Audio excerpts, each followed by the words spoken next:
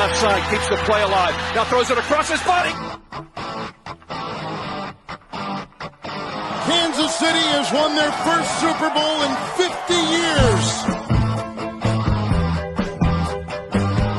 Oh, Derek Thomas whacking the quarterback. He's running to the near side, cocks his arm, throws a pass on the fly in the end zone. Touchdown! Intercepted Mark McMillan. 10, 9, touchdown, Mighty Mouse.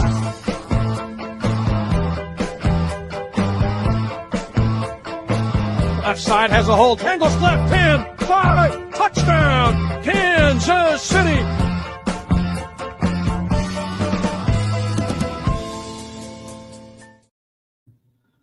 Welcome once again to the 65 Talk Tower Talk Show. Once again, I'm Shaggy Shane Williams, here with my right-hand man when he's not on my left, Lance Woodwell of the Spoken. Ladies and gentlemen, boys and girls, Kansas City Chiefs, freaks worldwide of all ages, your Kansas City Chiefs stood tall on Sunday Night Football and defeated the strong, the well-coached Detroit Lions 30-17 in prime time in front of the world. And we're here to break that game down. Lance, how in the hell are you doing on a Tuesday evening, October 14th? A lot better than I was a week ago when we were sitting here on the show talking about a Chiefs frustrating loss. I'll tell you that, man. It's a much better vibe when it comes to Chiefs Kingdom when we're talking about a satisfying win as opposed to a disappointing loss. I'll take a frustrating win over a frustrating loss any damn day, but we don't have to worry about that this week because we're talking about a team that went in there and decided to whoop some ass, some lion ass. And make sure that they the only fight we saw from the Lions was after the game, which was really cute to watch. And I'm sure we'll talk about that in a little bit. But yeah, Shaggy, I'm feeling good, ready to go, man, ready to talk about everything that we need to talk about today. And I hope that everybody in the chat is ready to be live because it's Shaggy and I, and we'll just be bouncing back and forth. And we want to get as many of your guys' comments in as well. So make sure that you guys get in the chat and tell your friends about us and make sure they tune in as well tonight because we're having a fun time.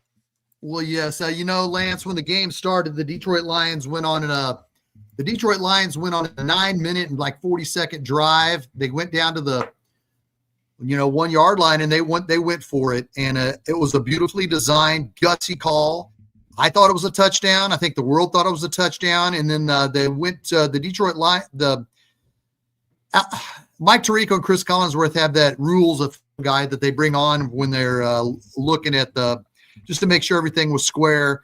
When you heard the guy talk about it originally, he said, I don't think that they can overturn this call, but Jared Goff made a mistake when he came out of the quarterback position. He did not get set.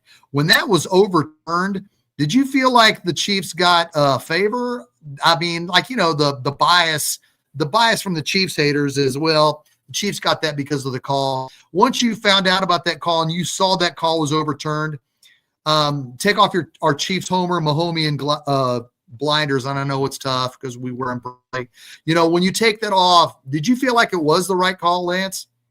Well, I feel like it was the right call because it was the right call, but I did put myself in the shoes of a Lions fan, and I try to envision that same experience just on the flip side, and I would have been pissed too, but not for the reason that I think that a lot of people would assume. I would have been pissed because of the way these refs absolutely botched the execution of throwing the flag. They waited what seemed like damn near half a quarter to throw the flag and let everybody know that was poorly executed by the Lions. Tony Dungy actually came out and talked about it as well, I believe at halftime, when he said that he was watching the Lions practice earlier in the week and they were doing that play. This is something they had in their game plan if they were at a goal line type of situation.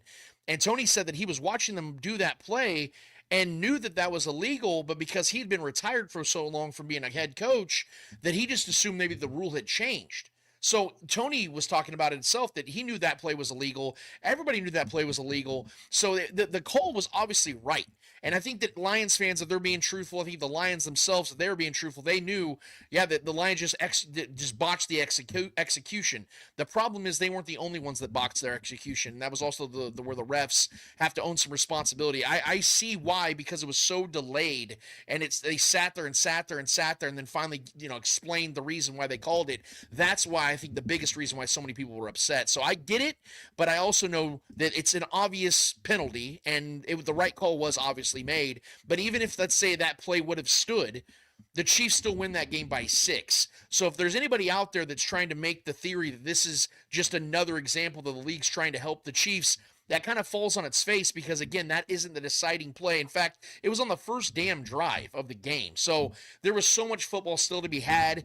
The Lions, ended up only scoring 14 more points for the rest of the game. So I don't really feel sorry for them in the big picture, but I understand, like I said, from a Lions fan's perspective, and even the Lions in the moment, I can understand why the way that the whole thing played out, why that would have been frustrating if I was coming from that point of view. Right. Then Chiefs held them to that field goal. Then when the Chiefs took the field, we had a new left tackle, guys. Like what Scott Milner says, how more he played great at left tackle. Right on, Scott.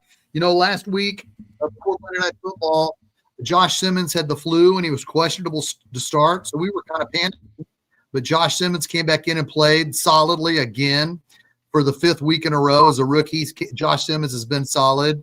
So what do we hear Sunday? Another week, another Sunday. Josh Simmons is questionable with a personal issue. As of 6 o'clock Tuesday, 6 o'clock Central, we don't know what's happening with Josh Simmons. We hope and pray the best for him and his family. But before we talk about Josh Simmons, what can you say about the game? Not only the opening drive for Jalen Moore, but the game he played. He came here 2-year, $30 million contract he signed. What is your overall take of Jalen Moore stepping in? He just had a kid, stayed up till middle of the night, had his 3rd child. Give me your breakdown of Jalen Moore's immediate step in and playing, Lance. As odd as it sounds, I wasn't shocked by the performance. This is a guy that the Chiefs obviously felt very comfortable giving real money to this offseason, not knowing if they were going to be able to get the guy they ultimately wanted in the first round, which they ended up getting in Josh Simmons. And Jalen Moore showed you why it took Josh Simmons playing so damn good in training camp and in the preseason for him to take a job like that from a guy like this and Jalen Moore. I'm not expecting, if Jalen Moore was to have to play for a stretch of games, I wouldn't expect him to play that great for every single game. We know it's a week by week type of league. But for Jalen Moore, a veteran player in his 5th season, to come in here and perform like that when the team needed him the most didn't shock me at all. Now, I will give him credit because he was going against Aiden Hutchinson all night, who's one of the most dangerous men in the NFL. I'll give him credit for that. I think, if I'm not mistaken, Jalen Moore only gave up 1 pressure in the game. So a lot of credit is due to him, but no, I'm not shocked by it because, like I said, this is a guy that the Chiefs were expecting to originally be the starting left tackle. And if you remember anything I had been saying before the season started, I thought that Jalen Moore was going to be the starting left tackle for this team. But Josh Simmons was so damn good. The Chiefs obviously have a lot of future endeavors invested in Josh Simmons playing left tackle for this team. So Jalen Moore showed us that the Chiefs have the best problem in the world on their hands, and that's that they have 3 proven tackles on this roster. We went from seeing Joe Thuney playing left tackle in the Super Bowl to now this team having 3 legitimate starting tackles on this roster. It's the best problem this team could have. Obviously, we're hoping for the best for Josh Simmons. We don't know exactly what the extents are of this situation. We're hearing rumors, we're hearing speculation, but we don't know anything factual yet. We're obviously hoping for the best for him. We hope to see him come back, but more importantly, everything with him and his family or whoever else is involved is clearly in a good place and will stay in a good place, and then we can resume talking about more football with Josh Simmons. But in the meantime, man, yeah, the Chiefs are in really good hands with Jalen Moore, and I think he more than proved that.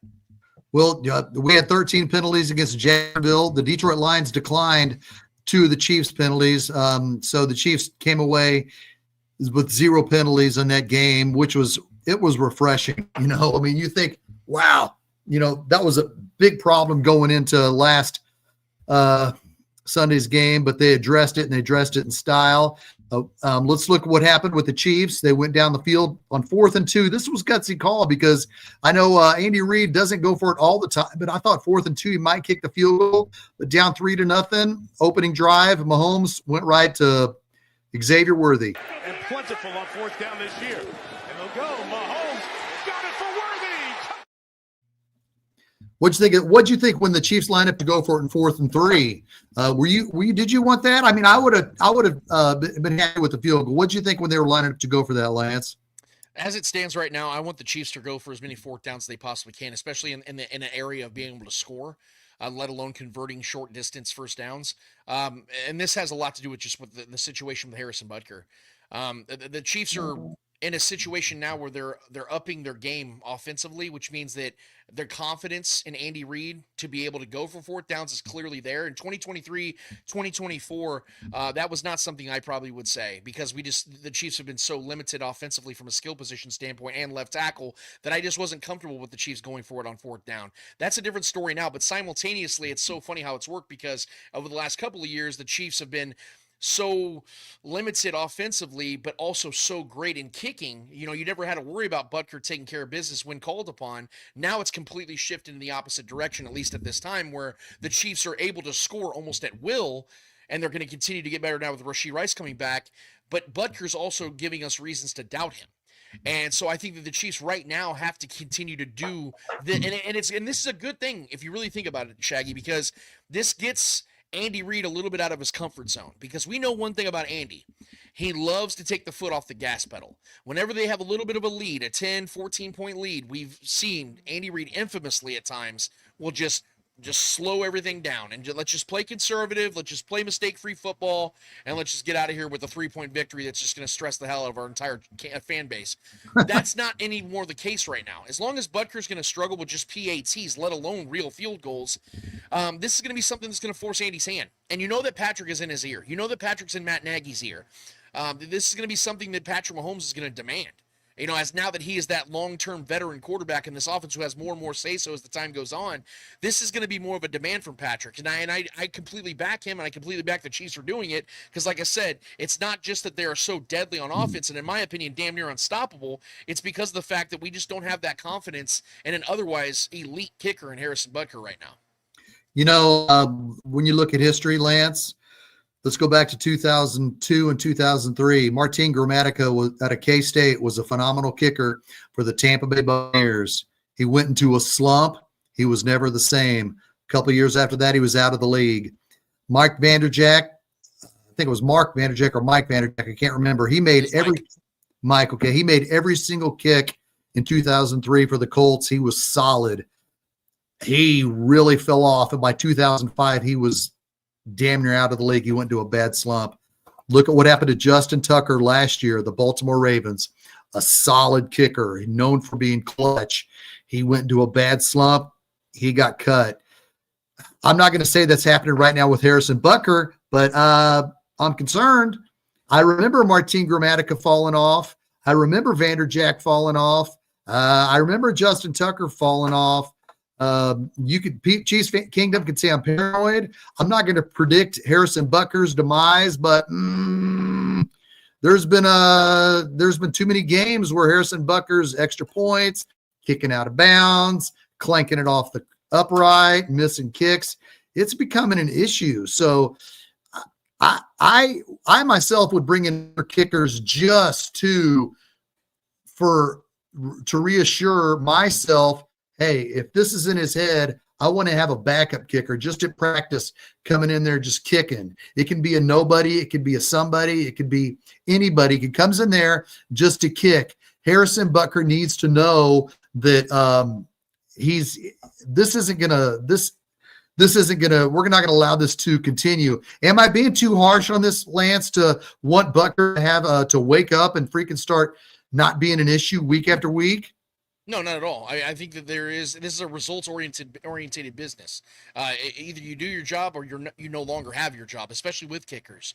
The shortest leash in the NFL is, in my opinion, kickers, special teams, anything of that sort. So if he doesn't do his job, yeah, I back the notion that the Chiefs should try to make a move. And I'm a little bit more extreme than even you are on this, Shaggy, because I'm not loyal to kickers. I appreciate every single thing that Harrison Butker has done for this team. The clutch kick after clutch kick that he has made in the postseason, you can't take that away from him. It's forever in the annals of history. This dude is going to probably be a Chiefs Hall of Famer one day. He's one of the captains on this team. He's been here for a very long time, since 2017, as long as Patrick Mahomes has been. But the issue is, it's a what have you done for me lately type of situation. If he's going to be because you got to think about all 6 games this season, he has cost the team in some effect. And that's not something that can continue. So if he doesn't get this right, the Chiefs have to start asking the question, do we have a problem on our hands that's going to prolong and eventually and potentially cost us a playoff game? Like, that's the thing they're thinking about right now. They have to be thinking about it. But here's the issue I have, though, Shaggy, just by simply bringing in another kicker. And there are plenty of guys out there that can come in and do the job at an effective level. I mean, there's guys we don't even know about that think about it. Where did the Chiefs get Harrison Butker to begin with? The Panthers practice squad. Yes. He was a nobody, and now he's one of the greatest kickers of all time. So those guys are out there all the time, and we've seen even Matt Prater, 41-year-old, the Bills lose their kicker, and they just go get Prater, and he makes a game-winning field goal. So that's the kind of thing that can happen all the time. The issue is, the question rather is, are the Chiefs willing to look at Harrison Butker as a sunk cost? Because if we know anything about him, he's very expensive. In fact, he is the most expensive kicker in the entire NFL. So are the Chiefs willing to move off of him based on his contract? And if so, do they know who that guy is going to be that's going to replace him? Because if you remember, when Butker got hurt a couple of years ago, it was a rotating door. They had multiple kickers filling in for him at that time. Will they find the right guy? There's a lot of questions we had. And furthermore, if it's a mental thing, if it's a confidence thing, the Chiefs they're probably feeling obligated to try to build him up as opposed to bring somebody in that might potentially give him that feeling of, oh man, I'm on a short leash. You think that it might give him a fire under his ass, but to me that works better with other positions. If you do that with like an Isaiah Pacheco, I think that can be a positive.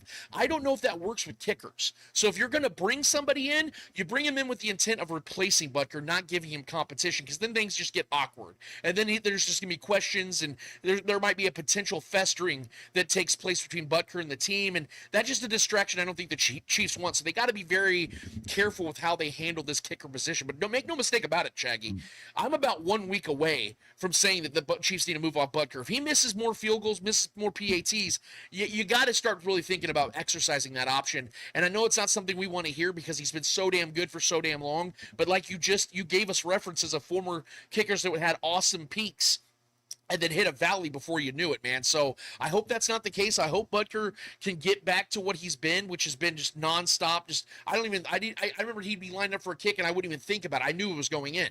Postseason, regular season, snowy, rainy, beautiful weather, doesn't matter.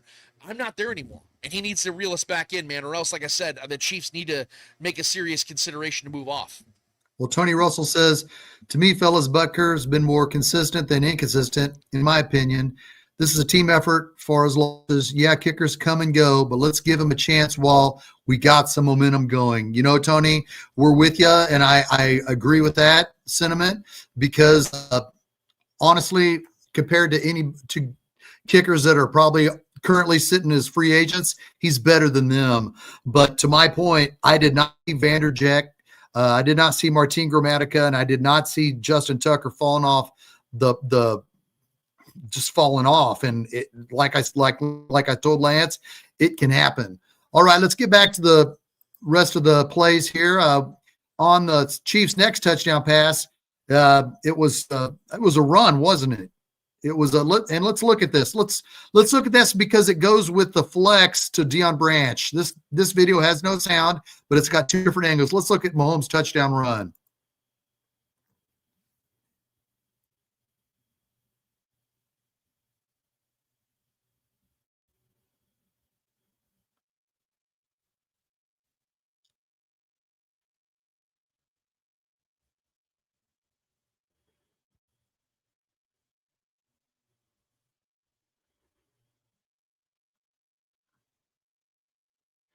He ended up flexing at Branch after that touchdown run.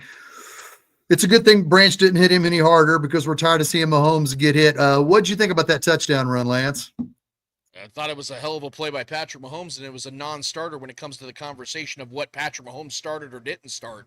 Every single game in the NFL, we see a player do what Patrick Mahomes did. And when you're a player, quite frankly, I'm just going to say it. I'll be the one that says it. When you've accomplished what Patrick Mahomes has accomplished in this league, you kind of get away with things like that sometimes. Sure, the NFLs try to act like they give a shit about taunting. They don't, but they try to act like they do at the beginning of the season to kind of lower the tension and not have fights and things of that nature. What's funny to me, especially when I've seen so many Lions fans and Lions players like Kirby Joseph who just won't shut the hell up on Twitter. He's been the biggest biggest crybaby I've seen on Twitter this week. It's hilarious to see. Dude, just take your L and go home. But what I find funny about this is how people just don't pay attention to what actually happened in the video. So Patrick Mahomes does flex. He does spin the ball and then runs back to his sideline. He doesn't get in Branch's face or anything like that. But we don't pay attention to what happens before that happens. Patrick Mahomes is 5 steps into the end zone when Branch runs into Patrick and totally moves Patrick's body to the left. That isn't an issue to you guys? I mean, I understand. And it wasn't to me, for the record. When I first saw it, I was like, oh, that doesn't matter. It's a little contact. Who cares? Patrick flexes, we move on. I thought nothing of it. And nobody else should have either. But since this is now all of a sudden a conversation of what is, professionalism and what started what, how about we talk about if Brian Branch doesn't touch Patrick, I think there's a really good chance that Patrick doesn't flex on him and doesn't look at him and doesn't spin the ball in front of him because Patrick doesn't get contacted by him. So what's the point? Patrick will just move on because we know that Patrick is also a dude that doesn't try to bring negative attention to him and his team. He's trying to move on and get to the next play, and how do we keep scoring points? But because Brian Branch decided to put it upon himself and check Patrick 5 steps into the end zone, yeah, Patrick gave him a little sauce. What's wrong with that? I just think this is competitive nature. This is football. It's a collision sport, not just a contact sport. It's a collision sport. If you can't handle that, then go play cricket. That's the way I look at it, man. Like, if this is too much for you and you're getting bullied, then go play cricket. Go play badminton. Go play something there's no contact. Go knitting. Get a trade or go get a hobby, dude. Go to Hobby Lobby with your grandma. Do something else. But if you want to play football with the big boys and you decided to put it upon yourself to hit the most valuable player in the league 5 steps into the end zone, you're going to get flexed on, buddy, and just deal with it. That's the way I see it, Shaggy. And let's see, Hollywood Browns 2 touchdown receptions on Sunday night. Mahomes searching, pass across with a touchdown. And this one. Hollywood Brown in motion. He's got on the pop pass. Hollywood Brown to the end zone. Touchdown, KC. It was his first 2 touchdown receiving game with Patrick Mahomes and the Kansas City Chiefs. You know what? Tyquan Thornton, who's been the number one, I wouldn't say number one, but he's been the real wide receiver that's been the difference maker in the first 5 weeks of the season. He didn't get any receptions. He didn't get any targets. And then there were some plays I looked out there and he wasn't even on the field. It was Worthy, Brown, and Juju. I want you to talk about both Hollywood Brown getting 2 touchdown receptions and going away from Tyquan. How did you look at it? 'Cause to me, Luke, not having much of Tyquan was kind of surprising to me. Yeah, this put a whole nother meaning to Hollywood's on fire because this was a good one.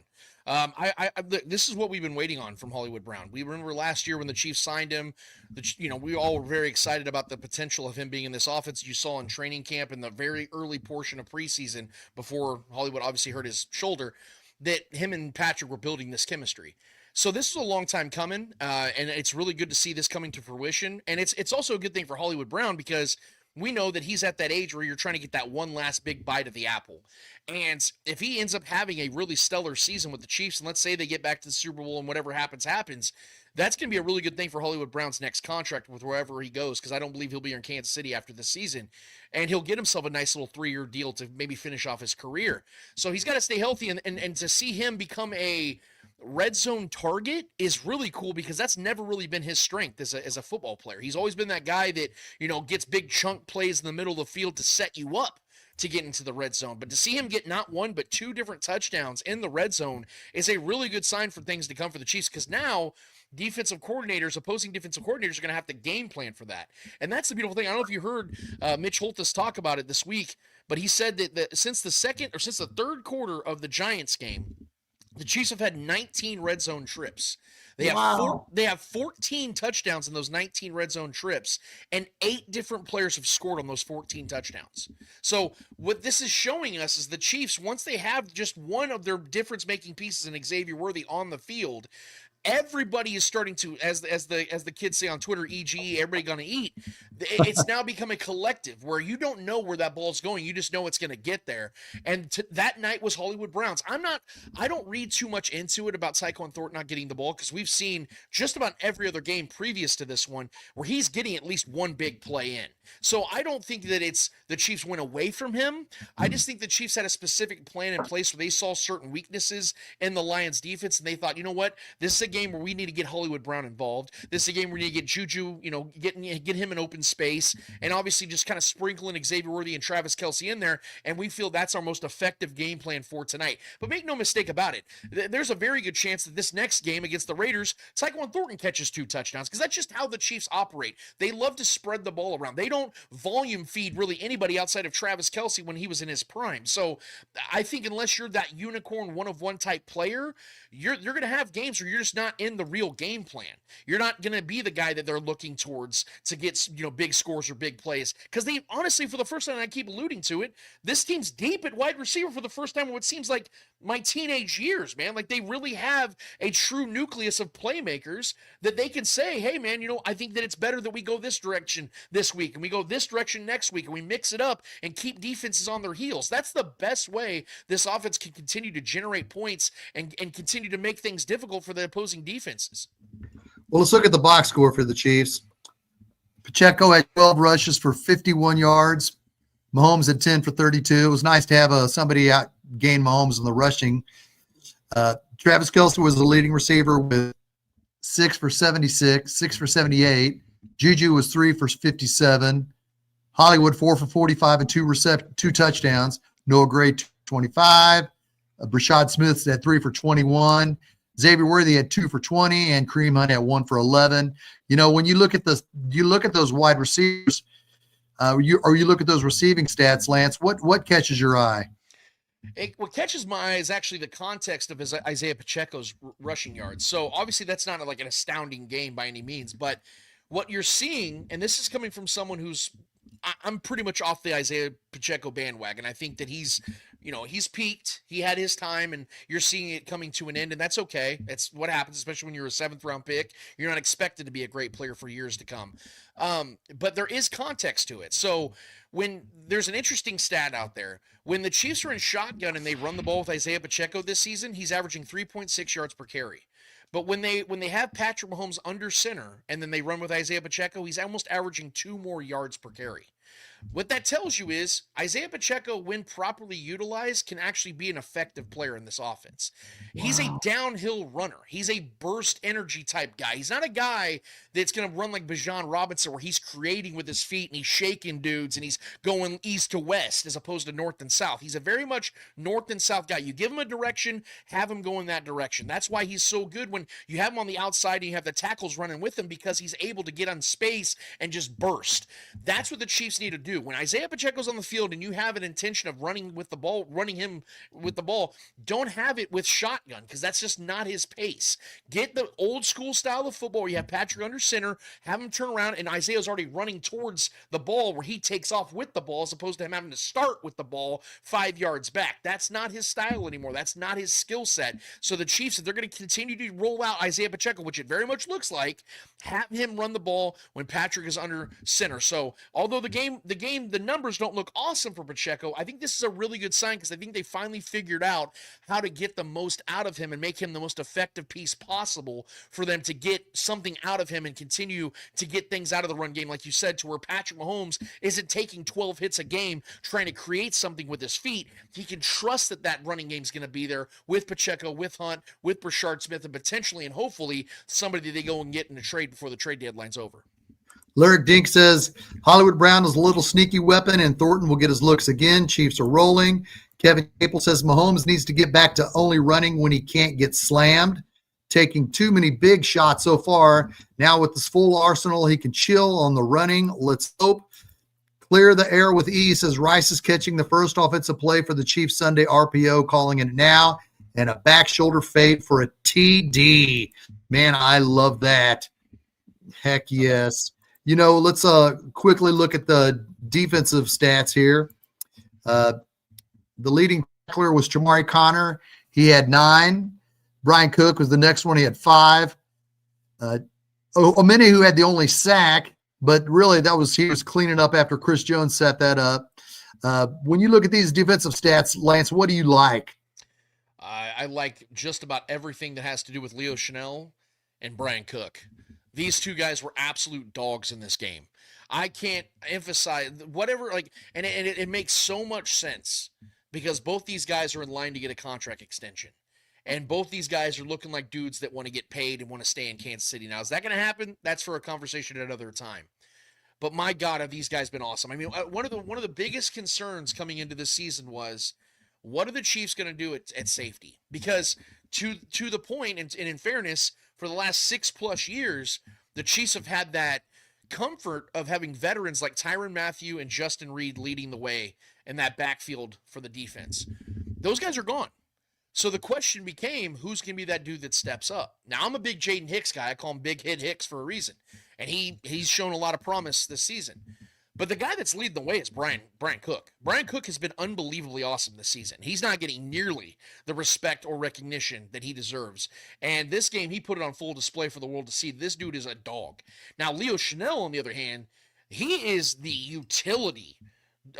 Like the utility. Now, you know those Swiss Army knives? That's what this dude is in human form. He does everything. He rushes the quarterback.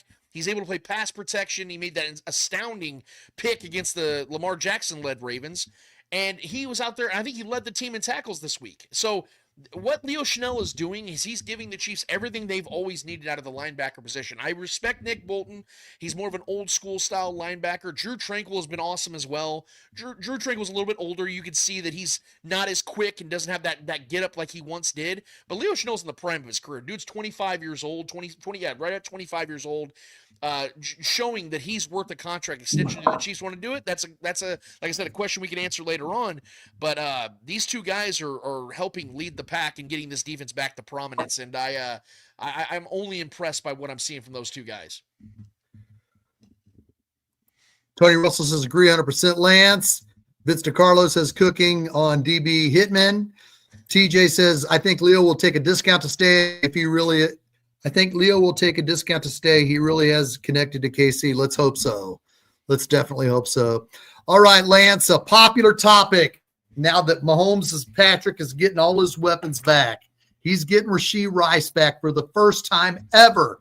This Sunday at 12 noon Central Time, your Kansas City Chiefs will be facing the Las Vegas Raiders, and Mahomes will have Xavier Worthy, Hollywood Brown, and Rashee Rice for the first time. And since the Chiefs have been doing so good offensively, the betting odds for Patrick Mahomes to win the MVP is skyrocketed. If you ask me right now who the MVP is, I'm going to tell you it's Baker Mayfield. Now, I didn't like Baker Mayfield coming out of college. I thought he was too cocky. I thought he needed to be checked a couple times to get his head on right, but he got his head on right.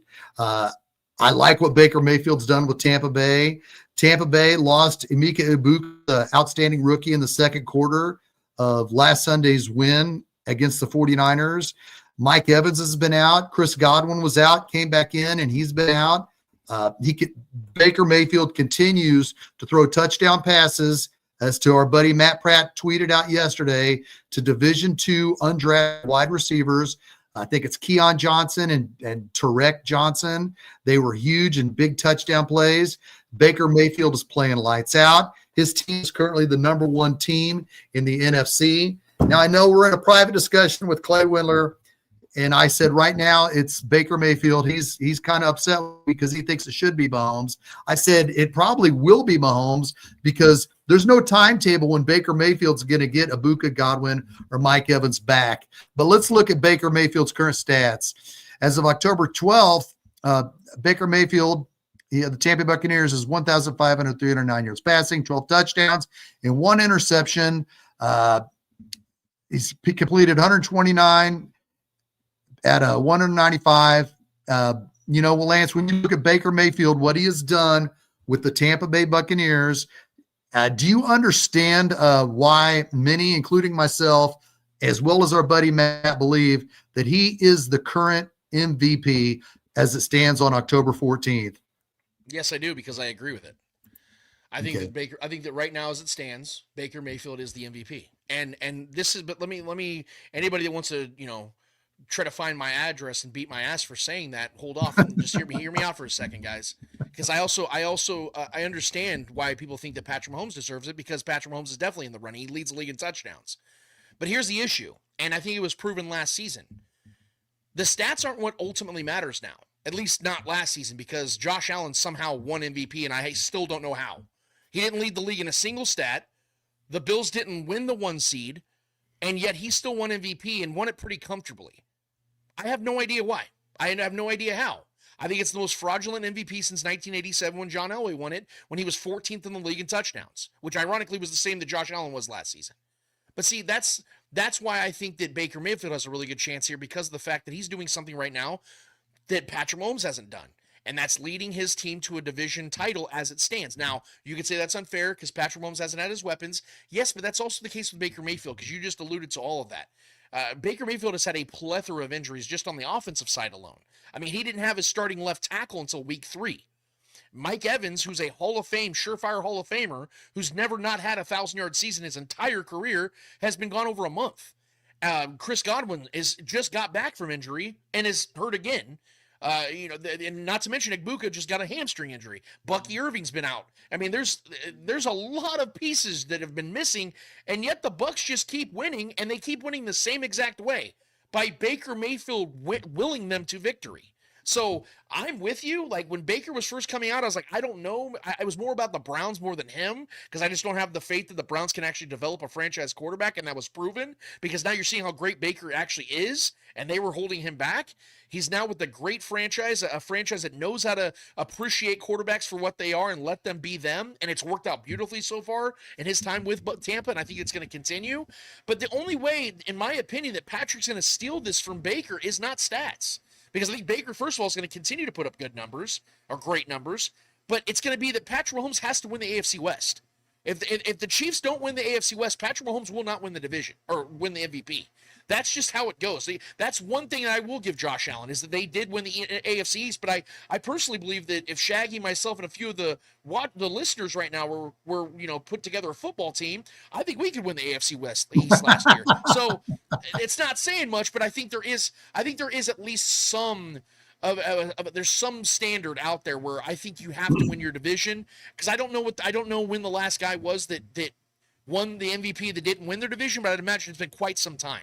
So, yeah, I think that Baker Mayfield has the upper hand just based on, because we know it's a narrative-driven award now. You have to have a narrative behind you, and both Patrick and Baker have the narrative behind them, but one guy's leading his division and the other guy isn't right now. But we know, and we've seen it already within a month and some change, this is a long season, man. Just a couple of weeks ago, everybody was crowning the Chargers and crowning the Bills, and both those teams have been crapping down their legs for the last couple of weeks. So this is a long season. For all we know, the Buccaneers hit a slide and the Chiefs continue to ascend, and we're no longer having this conversation. But if you're asking me right now, 6 weeks through the season, who the MVP is, I am going to say Baker Mayfield right now. And to echo your sentiments, or what you've said online all the time, many have. When Patrick Mahomes doesn't have his weapons, he doesn't have an offensive line, or he doesn't have his receivers, people say, well, he couldn't get it done. And you've said, well, he doesn't have his weapons.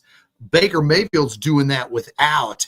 And before we look at Mahomes' stats here, I think you also have to take into consideration that Baker Mayfield got his last 2 offensive coordinators head coaching jobs. Dave Canales, his offensive coordinator in 2023, became the head coach of the Panthers. And Liam Cohen, his offensive coordinator last year, became a head coach of the Jacksonville Jaguars. That speaks volumes, because general managers and owners are looking for franchises of, okay, what did you do with your offense? And they see what this guy did.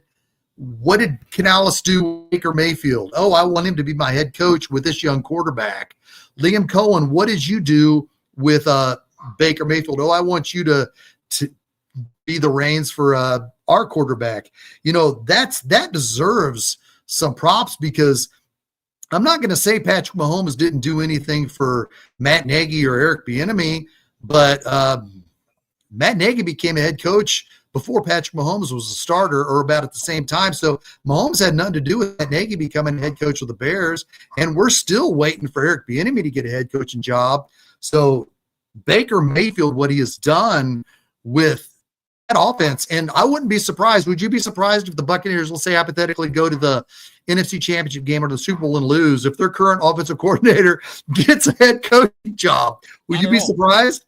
Not at all, because to your point, Shaggy, you're seeing it in real time that it doesn't matter who Baker's OC is. They just keep the ship just keeps sailing, and pun intended, because they're the Buccaneers. But I mean that is the point, is that Baker is showing you, yeah, give me a million different OCs, I'll get these guys elevated to a head coaching job, and we'll just keep things rolling. So yeah, you're 100% correct, man. I would not shock me. I don't know their OC's name by offhand, but I would imagine that he's going to get at least a few interviews this offseason because of how good the Buccaneers offense looks despite all their injuries. So yeah, man, right. Baker's doing something, and you got to give him his respect. I mean, of course, I think you and I both would love to see nothing more than Patrick to get his third MVP. But we have to be real and we have to be honest at this time. And I usually always wait till the half point of the season where everyone's, played 8-9 games before I even start talking MVP. But since it's a discussion and people want to talk about it, I'm going to have to be real with you, man, because of the fact the Bucs are leading their division and Baker Mayfield is playing otherworldly football and just willing his team to victory every single freaking week. Because I said this last year, this not to steal the mic again, Shaggy, but no, go ahead. Patrick's numbers were down last season because he had a myriad of injuries across the board in his offense. But Patrick led the league in game-winning drives and fourth-quarter comebacks. And I said boldly, and people dragged me for it, and I don't give a damn. Patrick Mahomes was far more of an MVP than Josh Allen last season. The reason I say that is Patrick Mahomes was missing so many pieces on his offense, still led the Chiefs to the franchise record 15 wins, got the 1 seed, led the league in fourth-quarter comebacks and game-winning drives, and again, continued that to a Super Bowl and did all these things. If you put any other quarterback on that team, they're not doing what Patrick Mahomes did, and yet that would be the highlight of their career had they done that. And so you look at Josh Allen, he had less fourth-quarter comebacks last season than Anthony Richardson. So if you're looking at value, that is value, is fourth-quarter comebacks, game-winning drives. When everything's counted against you and you're down men, you still lead your team to victory. That is the ultimate value. It's not always just wins and loss record. It's not always just raw numbers, because there's context to those things, because you're seeing it now in Patrick Mahomes. Look at the difference in his numbers to this point this season as opposed to the last season and the season before. What's the difference? Did Patrick Mahomes all of a sudden get great again? No, he's always been great. The only difference is he's got legitimate weapons and a real left tackle to rely on, and what do you know? His numbers are back to being the great Patrick Mahomes that we've always known him to be. It's like if a doctor doesn't have sutures and scissors and scalpels, he probably could still pull off a surgery, but he's not going to be at his best, and people are going to go, man, does this doctor still know what the hell he's doing? But then all of a sudden a scalpel gets in his hand. He's got sutures. He's got scissors. And what do you know? He's back to being the great surgeon he once was. That is literally what's happening here in Kansas City, and now you're seeing it shine again. So, yes, this is going to be a conversation that's going to be had all season long, but if Patrick Mahomes wins another MVP, it's because of him winning the division. Obviously, numbers got to be good, but he's got to get this AFC West won. If that happens, I do expect Patrick Mahomes to win the MVP. Well, let's look at his most current numbers. Got 11 touchdowns, 2 interceptions. Man, I remember both of them. They're both at the goal line interceptions. One Kelsey dropped, and one it went 99 yards for a touchdown. Vegas is looking at this. Not the Vegas Raiders, but I'm sure the Vegas Raiders and Vegas, the bookies, are all looking at this, and they know Rashee Rice is coming back, and they know that Mahomes is now the odds-on favorite to be the MVP. So with that saying, are you saying that Vegas is now predicting the Chiefs to win the division, Lance? Yeah, yes, 100% yes. And look, it's for a myriad of reasons. It's obviously because everybody knows that this is the same song and dance where the Chiefs just always seem to find a way to dig themselves out of the grave, and then they become those zombies that everyone's trying to avoid. But it's also the fact that the Chargers and the Broncos just cannot stay out of their own way. Yes, both teams have a better record right now. Yes, the Chargers did beat the Chiefs in week 1. But what have you seen since?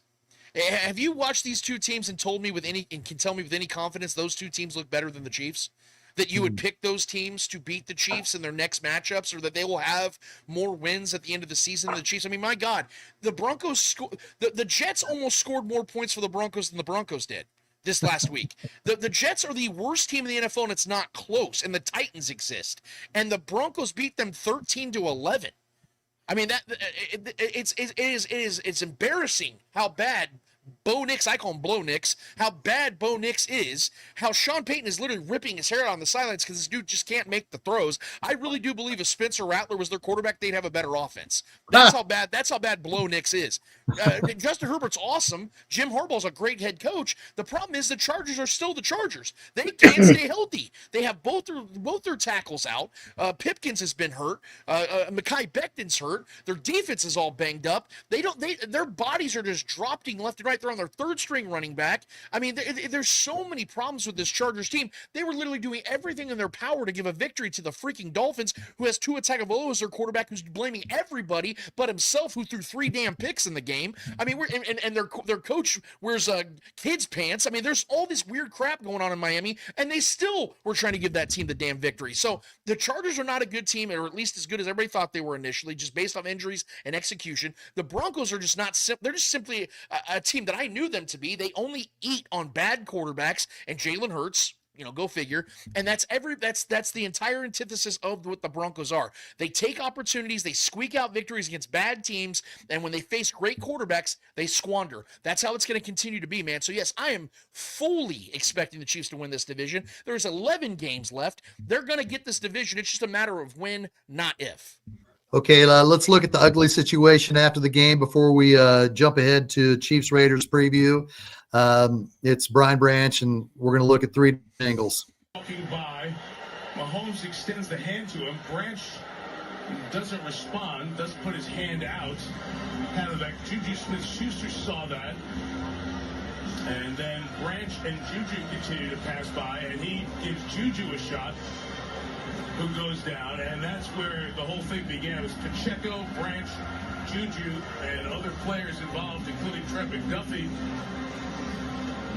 As most of the guys are trying to keep things calm. The league's going to take action on that one against Branch. Especially Branch, who has a history of multiple fights, 3 times this year already, 7 times last year. So. And let's look at it from the upper deck, how it looked, or get a wider angle.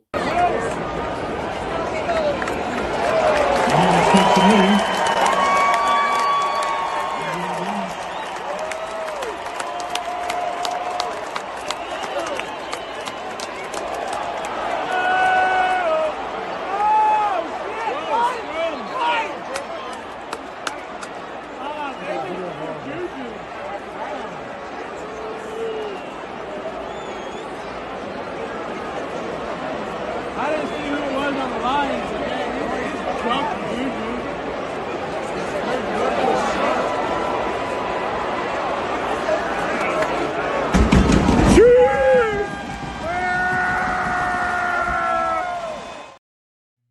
And finally, the field angle.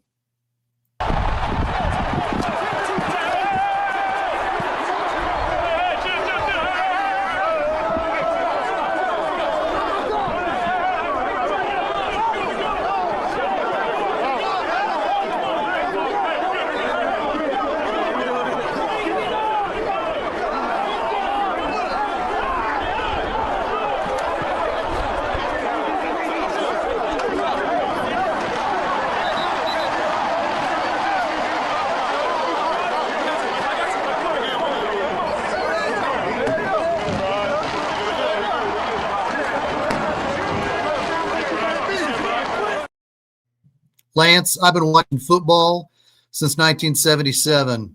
I'm going to be 56 years old next month. This is the first time in my life I have ever seen a player throw a fist at another player after the game was over. It was unacceptable. It pissed me off. I was looking for a backstory. I thought, okay, I'm going to find out after this game what specifically happened. Was it about an ex-girlfriend thing? Like we know when Derek Thomas was blowing up at Shannon Sharp on Monday Night Football in '98, Harvey Williams said it was he heard, or it's different Chiefs players said he heard that Shannon Sharp was saying something about Derek Thomas's girlfriend's phone number. I was looking for something to justify that action from Brian Branch. And all I got from Brian Branch was that he was tired of being bullied by Juju Smith-Schuster throughout the game. That is unacceptable. Roger took the proper action of suspending him a game. It's a cost. They're going to need him because they're playing. The Lions are at home next Monday night against the Tampa Bay Buccaneers. The Lions are going to need to beat the Tampa Bay Buccaneers to get back in the NFC to be the top seed. So he got suspended for that game. He cost the Lions an important game next week. But specifically to this situation, this was unacceptable that he was bullied. He was bullied. Lance, when you heard that he was upset about being bullied, what was your reaction? Because you just heard mine. Here's my thoughts on Brian Branch. I'm sorry, I got to sneeze real quick. Oh, bitch. Oh, my bad, dude. That's my fault. My bad. That's God, another one. Oh, bitch. God, the allergies, bro. I apologize. It's weird pollen in the air and so my bad. Yeah, Brian Branch is a clown. This is a guy that's been suspended or fined by the league 13 times since 2023. This is a guy that has been asking for the league to suspend him, and this is the final straw. And the funniest part about it is he's appealing this. I think that's just adorable. This goes deeper than this game. This is the Chiefs breaking their opponent. Everybody feels it. You know what I mean? Like when you know the Chiefs are back, everybody just gets sick to their stomach and they get pissed off because the Lions were coming into this game averaging 35 points per game, beating the crap out of all these Jake Browning-led teams, just beating the crap out of these just bad teams. They come into Kansas City thinking that they're just going to do the same thing to them, and their first touchdown gets negated. Brian Branch is getting leveled left and right legally, I might add. They show every play that Juju allegedly was bullying him in, and it goes back to the Patrick Mahomes touchdown when he spun the ball on him. I felt so bad for him, man. I almost bought him some puffs and sent it to his address because and he did, by the way, I don't know if you heard, but in the locker room, he left his diapers. I was kind of surprised by that. I thought he was going to wear them, but his pull-ups are still in the locker room. They said that if he wants to come back to Kansas City and get them, he's free to do so. But this is just another example of the Chiefs breaking their opposition to the point where they're willing to show more fight after the game than during the game. Look, and here's my thing.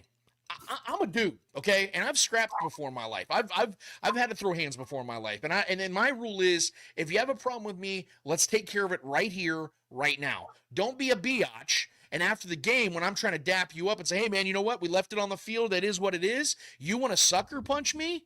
Nah, dude, that's not how men should be handling things. I'm not trying to get on a red pill soapbox here or anything like that, but I just want to address just how much of a biatch move that was by Brian Branch, man to man, to act that way and do things the way he did, and to see these morons like Skip Bayless trying to say that Mahomes somehow initiated this. This is just another, like I said, a prime example of people being sick of the Chiefs both on and off the field. They are affecting people so much that there is this new developed derangement that everything is fixed for the Chiefs, and that the Chiefs are just finding ways to just screw the league over, and it makes the league worse because they're winning games because of penalties and make believe things, that it's literally leaking into opposing locker rooms where they're starting to buy this crap. You're seeing Kirby Joseph. Go look at his Twitter thread. It's embarrassing, dude. Go look at Detroit Lions fans. They're using that picture of him hitting Juju as their profile picture because you can't beat the Chiefs. I guess you got to take dirty shots at them and just assume the league's rigging it for them. So here's my challenge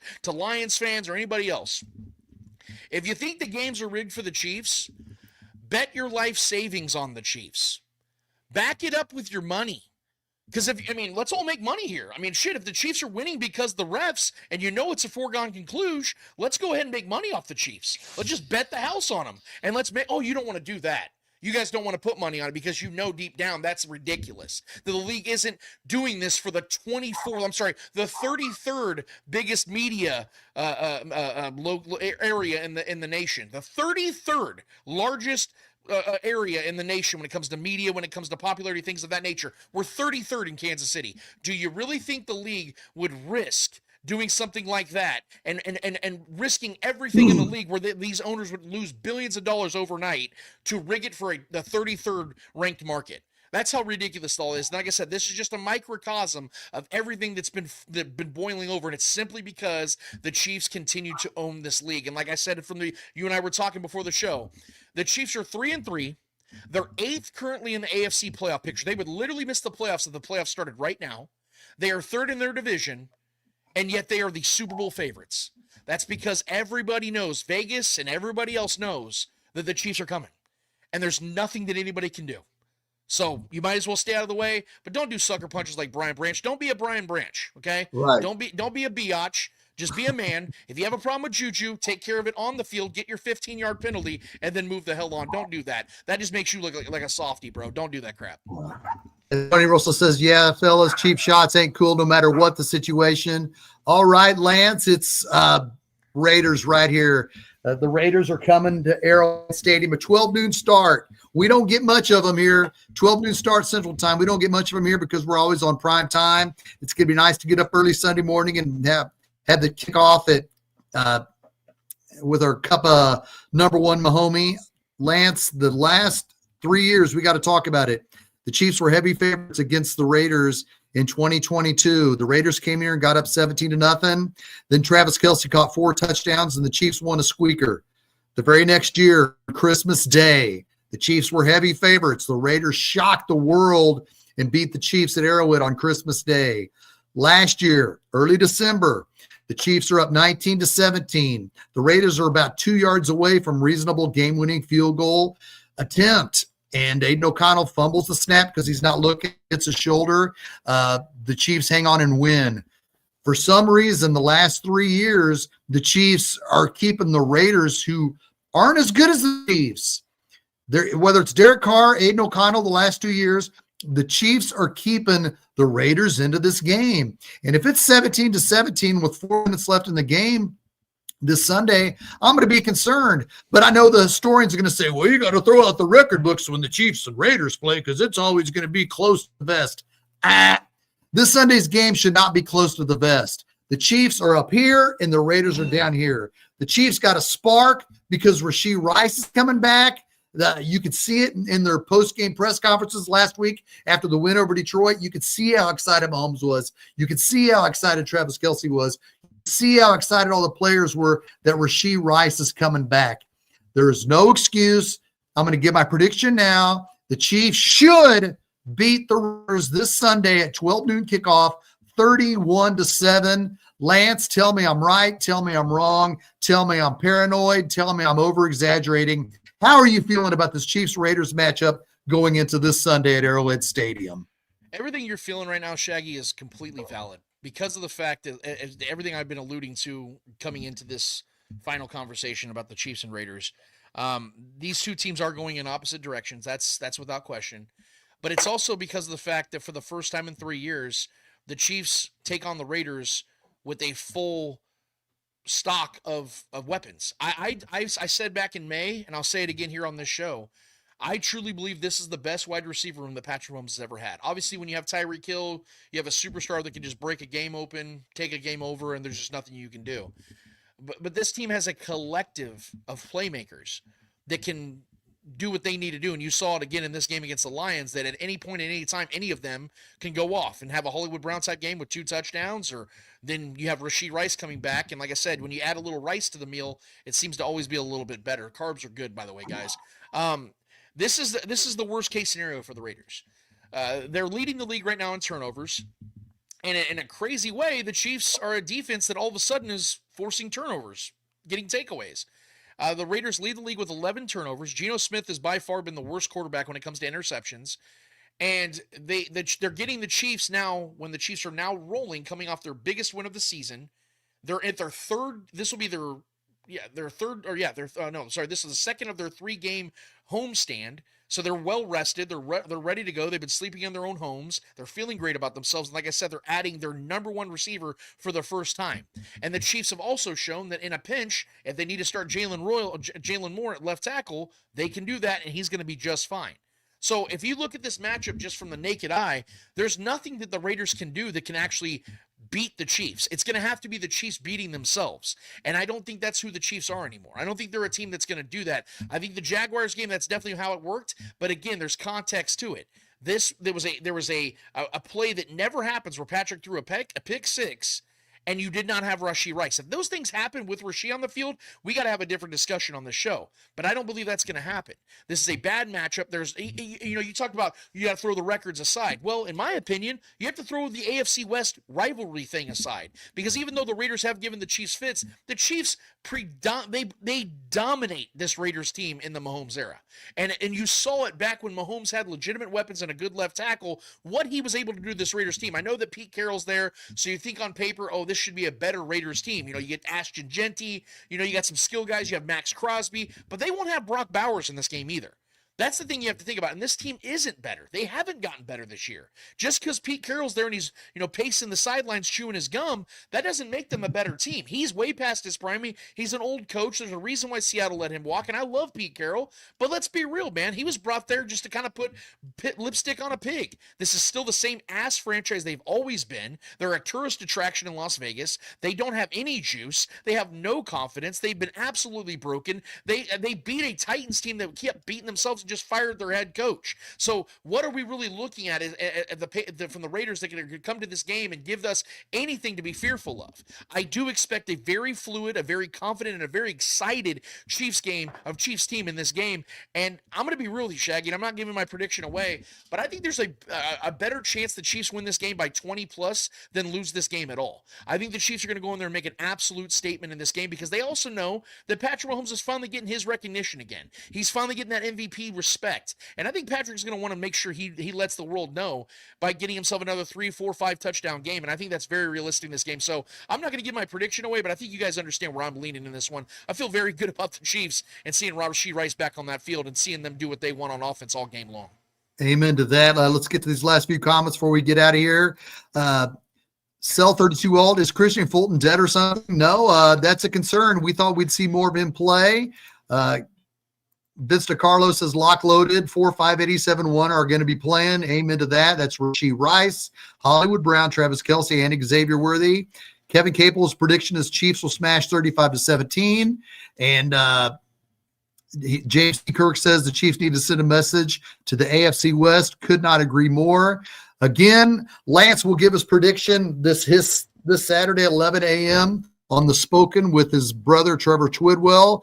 This has been a great episode. We thank you again for joining us. I am going to also say the Chiefs will win, like I said, 31-7.